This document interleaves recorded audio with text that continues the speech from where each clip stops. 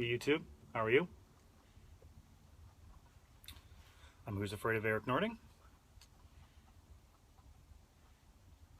Enjoying a bowl on this very spring day here in northern Canada.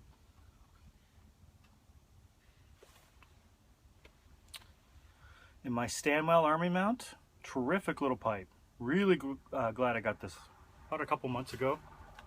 Great little smoker. Got it off eBay, by the way. A lot of people diss eBay for getting pipes, but I've had a lot of success with eBay. In it,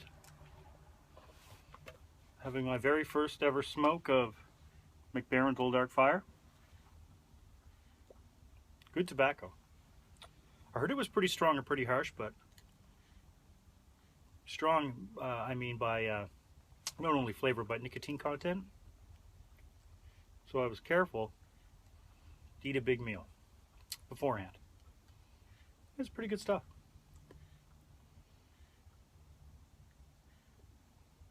I saw a video a couple months ago by Briar Boy. He spoke about the tins of Old Dark Fire, and he warned that they were rusting on the inside because of the vinegar. I believe he said it was vinegar. I might be misquoting him, but I think he said it was because of vinegar. And of course that would affect the integrity of the seal. And so when I got my tins, I immediately cracked them open back in December and jarred them up. And I'm glad I did, because look at the inside. Clearly they are rusted. Now this tin is from March 2013. I opened it in December of 2014. And I'm glad I did. There's a lot of truth to that. None of my other tins are like that. They don't have any rust on the inside. I mean, I opened this up, I put it in a jar, and I put this tin inside of a cardboard box. At the time when I opened it, there was some rust on the inside. A little bit. And since then it's rusted more, and it's been nowhere near moisture. It's been in a very dry environment.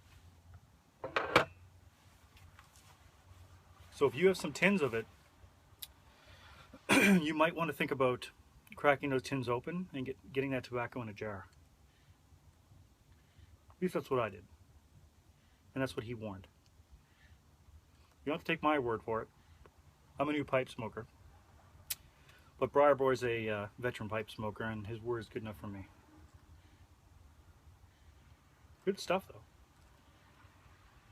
Not as strong as I thought it would be. It's pretty good. Pairing it with some coffee.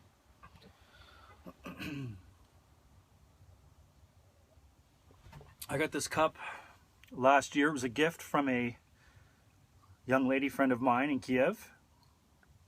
I can't remember what it says on it. It's got Ukrainian Cyrillic, but apparently they're sort of little sexual jokes.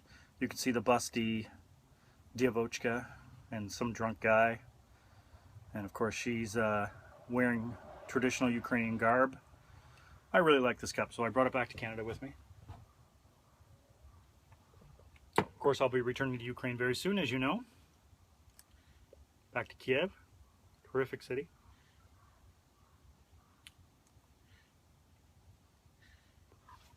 The only qualm I have with my pipe smoking is that I puff a little hard. What happens is tobacco starts to burn a little hot, like I can feel the heat on the bowl here, but something I've got to learn is to slow down. But pretty good stuff. I like it. Been following the news recently. Now that I'm getting ready to move back very soon. And the big news right now in Eastern Europe is the death of Boris Nemtsov. You may have heard of him if you watch or read international news. He was a 55-year-old active critic of Vladimir Putin. Apparently he was about to publish a report about Russian involvement in Ukraine. Of course, Mr. Putin denies that there are any Russian soldiers in Ukraine, other than volunteer ones.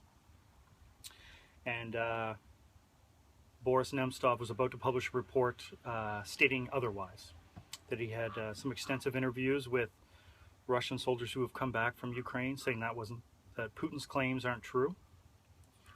But Mr. Nemtsov last Friday was walking home across a bridge about a kilometer or two from the Kremlin on a Friday night when he was shot and killed by an unknown assassin.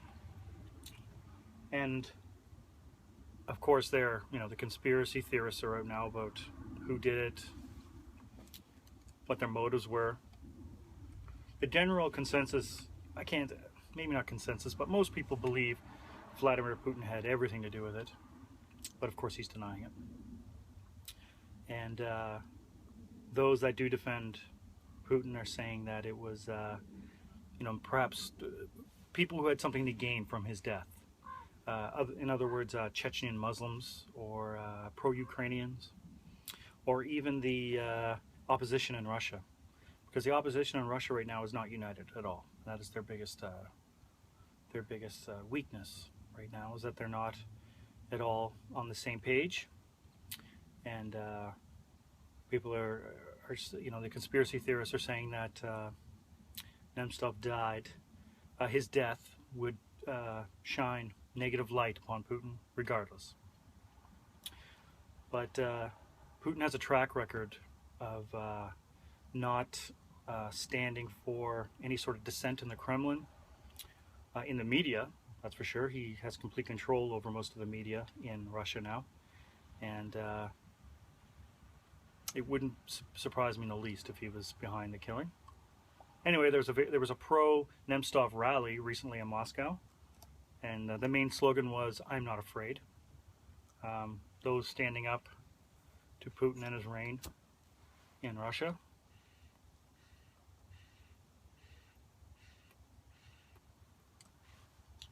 Putin once said that the collapse of the Soviet Union was the greatest geopolitical catastrophe of the 20th century.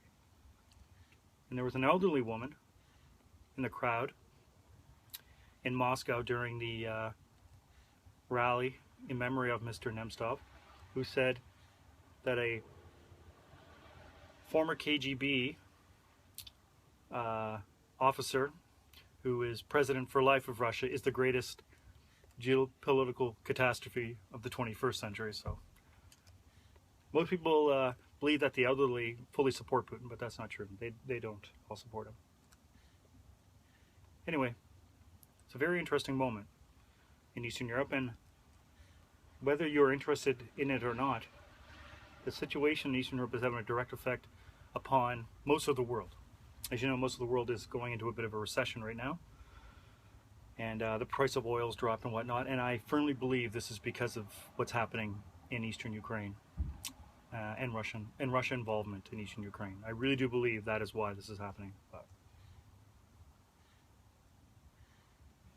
So I've been following that very closely. This is pretty good stuff. I'm having a bit of a hard time keeping it lit, but pretty good stuff.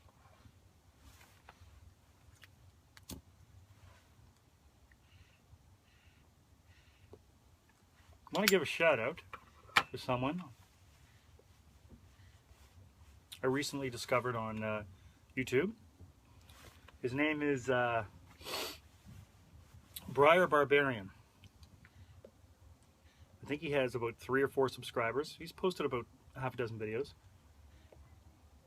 A good Canadian boy living in Montreal, Canada. Father of 3. He looks too young to be a father of 3, but he's posted some videos about pipe smoking and some cigar reviews. And as I said, he lives in beautiful Montreal, one of the most beautiful cities in Canada. I think Montreal maybe is the most European city in North America. If you've never been there, I highly recommend Montreal. You will hardly find a better city to have a better time on a Saturday night than Montreal. Terrific place. Good looking women there too.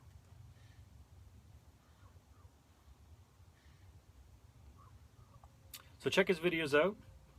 I'm sure he'll be posting more. It's good to see other Canadian pipe smokers on the YouTube pipe community. Anyway, I hope I didn't bore you too much with my ramble about what's going on in Eastern Europe right now. It's very interesting to me. As you know, I'm moving back very soon, and I'll be posting a lot of videos about expat life in the capital of Ukraine, which I hope you'll check out. Other than that, I think I'm going to go watch the Calgary Flames play the Boston Bruins here on TV. Should start any moment. Should be a good game. I'm not a big Flames fan, but there's sort of the feel-good story in the National Hockey League this year. A team that was supposed to do nothing, and they are on the hunt for a playoff spot, so I'm going to go cheer them on and enjoy the rest of the spring evening. So thanks for watching. Keep posting videos. I like watching your videos. Everyone out there in the YouTube hype community. I watch a lot of videos. Enjoy them very much. And I will talk to you very soon.